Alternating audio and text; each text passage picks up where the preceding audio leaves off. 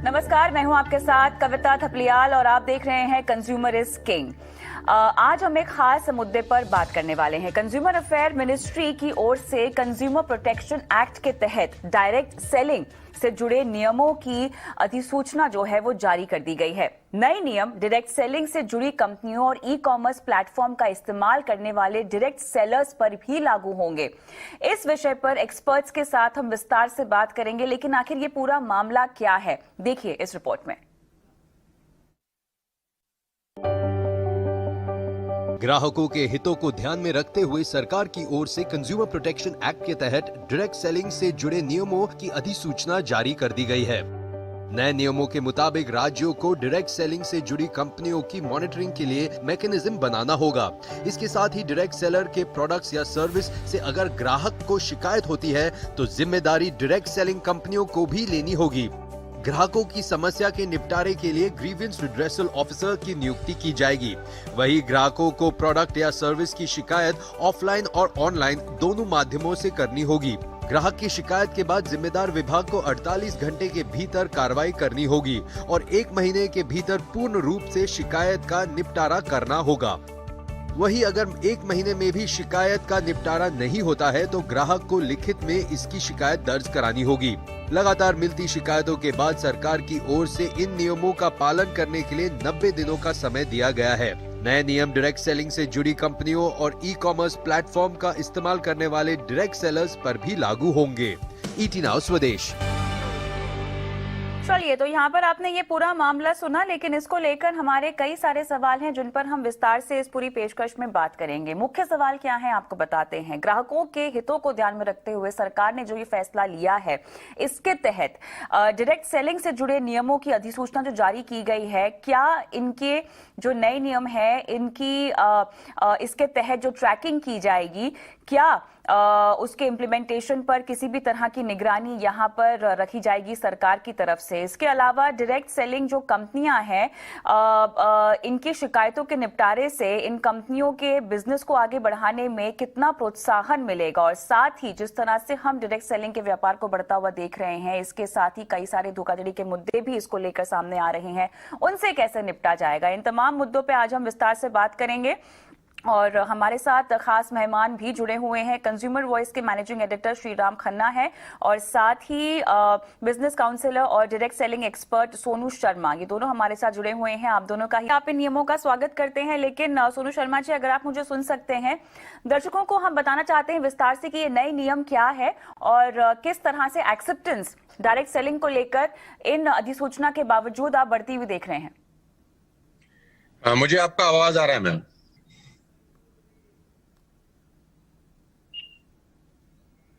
Am I audible to all of you? जी, आपकी आवाज आ रही है हमें। मैं आपसे ये पूछना चाह रही थी कि जो नए नियम अधिसूचना के तहत जारी किए गए हैं, उन पर अगर विस्तार से आप बात कर सकें तो।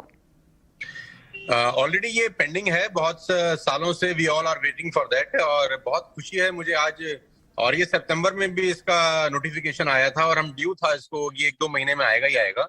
तो मैं बहुत खुश हूँ, अपनी पूरी इंडस्ट्री की तरफ से इसको वेलकम करता हूँ। और ये एक ऐसा कदम है गवर्नमेंट ऑफ इंडिया की तरह जो उठाया गया है, जिससे जो सही काम कर रही हैं कंपनियां, जो लीगल तरीके से बिजनेस बिल्ड कर रही हैं, जो नीति आयोग भी बोलता है कि 2025 तक की इंडस्ट्री करीब 65,000 करोड़ की होने वाली है। तो ये बहुत अच्छा कदम है। We all welcome this great step by government of India. और ये ऑलरेडी बहुत पेंडिंग था बहुत सारे सालों से, और ये नहीं होने की वजह से जो अच्छा व्यक्ति है, जो अच्छे तरीके से बिजनेस कर रहा है, जो अच्छी कंपनियां अच्छे तरीके से बिजनेस कर रही हैं, उनको भी बुरे लोगों के साथ ही एक ही टेबल पर रखकर एक आम आदमी देख रहा था। अब जैसे ये रूल्स नोटिफिकेशन आए हैं, रूल्स के फॉर्म में कन्वर्ट हो जाएंगे, तो ये बहुत अच्छा स्टेप है और सारी अच्छी कंपनियों को उसको वेलकम करना चाहिए।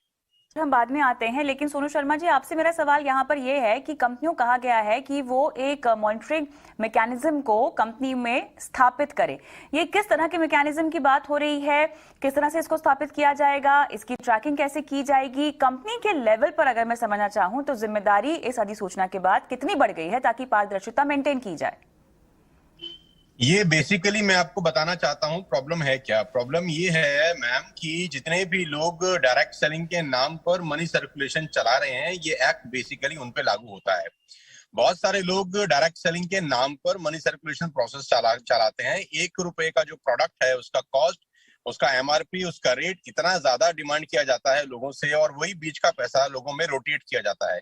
प्रॉब्लम यहाँ से शुरू हुआ। दूसरा प्रॉब्लम सबसे बड़ा उसके अंदर यह है कि रिक्रूटमेंट बेस्ड जो इंसेंटिव दिए जाते हैं कंपनीज के द्वारा उसको रोका जाए।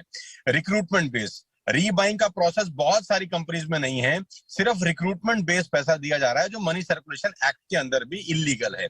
तो अभी इस लॉ के क्या कहते हैं फ्लोर पे आ जाने से बहुत सारी कंपनियां जो सिर्फ और सिर्फ मनी सर्कुलेशन चला रही है नेटवर्क मार्केटिंग के नाम पर, उन सब पे शिकंजा कसा जाएगा और सही कंपनी जो काम कर रही हैं उनको बहुत अच्छा काम करने का मौका मिलेगा।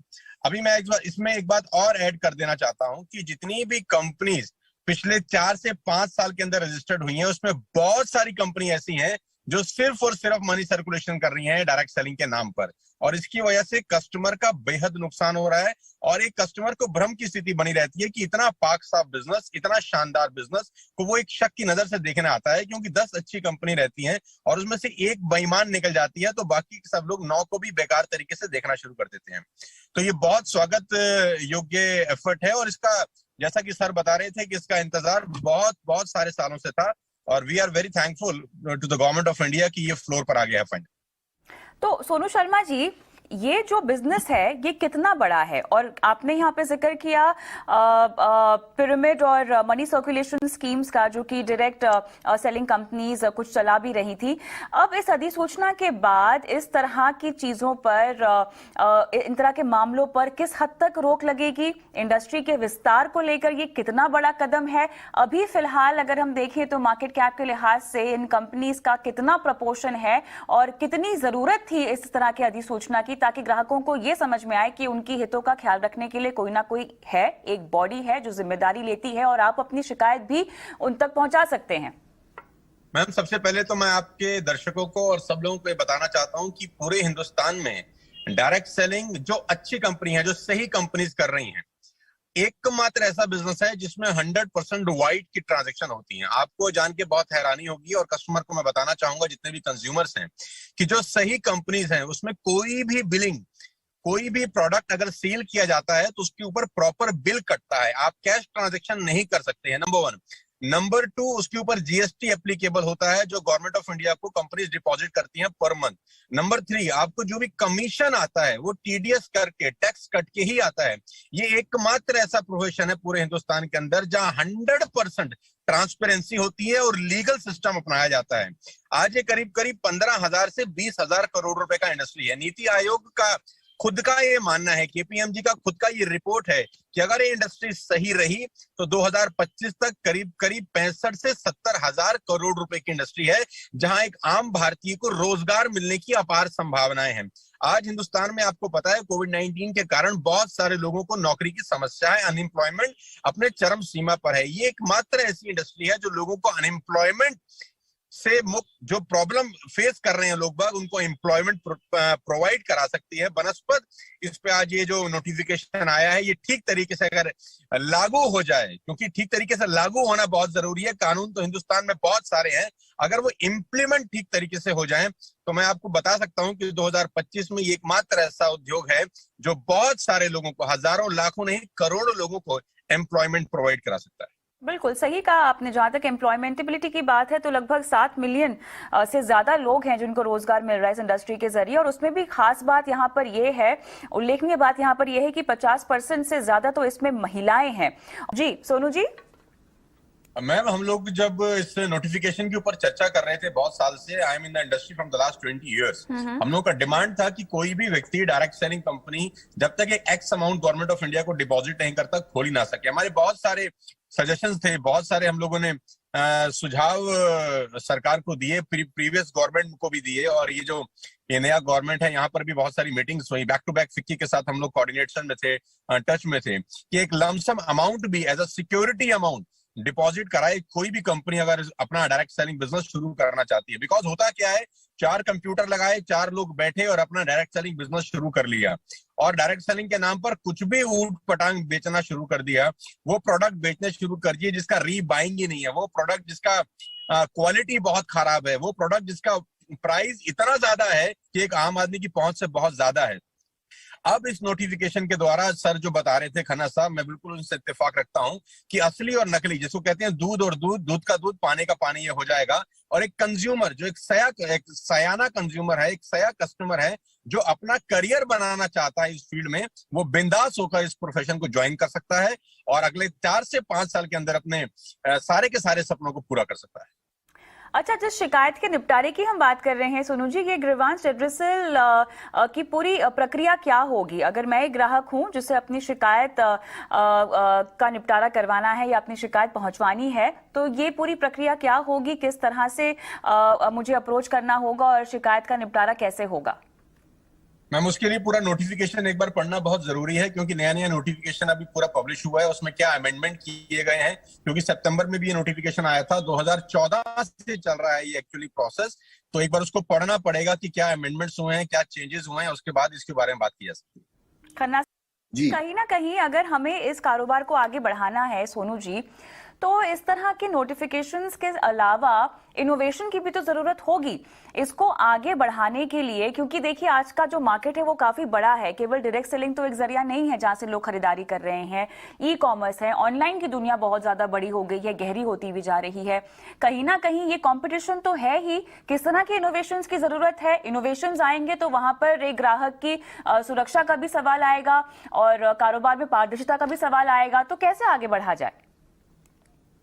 पहले तो मैडम मैं आपको ये बता दूं कि जो डायरेक्ट सेलिंग के थ्रू प्रोडक्ट का खरीद फरोख्त होता है और सेल परचेज होता है, और जो दूसरा माध्यम है प्रोडक्ट को सेल और परचेज करने का, दोनों में जमीन और आसमान का फर्क है। पहली बात तो जितना भाई अच्छा डायरेक्ट सेलिंग कंपनी है, मैं नाम यहाँ पर नहीं लेना चाहूंगा, ABCDEF जो भी कंपनीज हैं, जो अच्छे तरीके से डायरेक्ट सेलिंग करती हैं और जिनमें रीबाइंग होती है। रीबाइंग का मेरा मतलब बड़ा सीधा सा है कि एक ही प्रोडक्ट को बार बार बेचा जाता है और खरीदा जाता है, एक ही कस्टमर एक ही प्रोडक्ट को बार बार बाय करता है।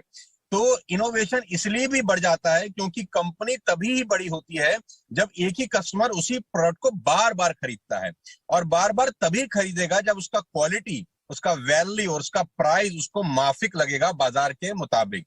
तो ये बहुत ज्यादा जरूरी है किसी भी कंपनी के लिए कि वो इनोवेटिव रहेगी अपने प्रोडक्ट्स की क्वालिटी में, क्योंकि उसका प्रोडक्ट अगर बार बार बिकेगा नहीं तो कंपनी का टर्नओवर बढ़ेगा नहीं।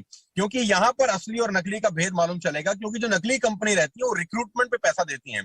आपने किसी एक व्यक्ति को रिक्रूट किया and you will earn 10,000 rupees और 5,000 रुपीज, उसके बाद वो बाइंग करे कि ना करे किसी को कोई मतलब नहीं रहता। लेकिन जो जेन्युइन डायरेक्ट सेलिंग कंपनी है वो रिक्रूटमेंट पे पैसा नहीं होता, वो रीबाइंग का जो स्ट्रक्चर है वो बहुत इंपॉर्टेंट है। इसीलिए मैं अपने प्रोग्राम्स में भी बोलता हूँ कि ये कल्टीवेशन का बिजनेस है, हंटिंग का नहीं है। जो नकली कंपनी है वो हंटिंग करती है बेसिकली। तो इनोवेशन करना पड़ेगा सारी कंपनियों को अपनी प्रोडक्ट की क्वालिटी बढ़ाने के लिए। प्राइसिंग एक बहुत बड़ा इंपॉर्टेंट रोल प्ले करता है, क्योंकि ई कॉमर्स के ऊपर आपको पता है कि टफ कंपटीशन है। तो सारी कंपनीज को अपने प्राइस के ऊपर बहुत काम करना पड़ेगा। क्वालिटी नो डाउट वैसी रखनी पड़ेगी कि एक ही कस्टमर वही प्रोडक्ट को बार बार बाय करे। महिलाओं के रोल में सोनू जी कितना और इजाफा हो सकता है? क्योंकि महिलाएं कहीं ना कहीं as an employ trust factor भी लेके आती हैं, स्पेशली अगर मैं कस्टमर पॉइंट ऑफ व्यू से देखना चाहूँ। अब जिस तरह से हम महामारी से भी गुजरे हैं, आगे चलते हुए क्या आपको लगता है कि जो प्रपोर्शन हम विमेन का देख रहे हैं इस पूरे सेक्टर में, इसमें इजाफा होगा या इस पर भी खास फोकस देना चाहिए कंपनियों को? पहले तो मैं आपको थोड़ा सा करेक्ट कर देता हूँ मैडम, जो 50% आपने पार्टिसिपेशन की बात की है लेडीज की, महिलाओं की, वो 50% पार्टिसिपेशन हिंदुस्तान का डेटा नहीं है, वो आप ग्लोबल डेटा की बात कर रहे हैं। हिंदुस्तान में अभी ये डेटा बहुत कम है जो महिलाओं का पार्टिसिपेशन है।